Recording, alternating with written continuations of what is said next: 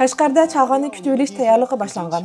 Xitoyning Chag'an bayrami Junxo millati o'rtaq engi gavdasi barpo qilishning vositasiga aylanib, majburiy umumlashtirilgan Uyg'ur elida hukumat doiralari bu Xitoy bayramini Uyg'urlarni asos qilgan musulmon millatlarning birlikda dag'dug'iliq kutib olishining tayyorligini boshlagan.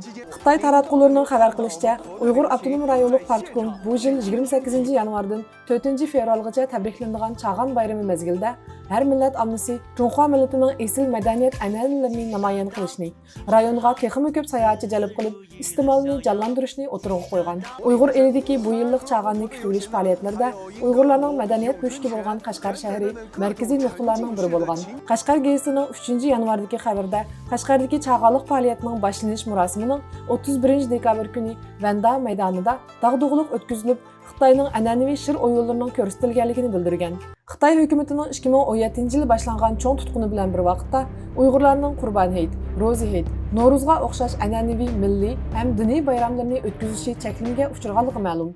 Ammo Uyg'ur oilalarining Chag'an bayrami o'tkazishi, eshik derazlariga masnaviy chaplab panus esishi, Chag'anning harpsida tugri tugib yeyishi, ularning siyosiy sadoqatini sinashning o'lchimiga aylangan.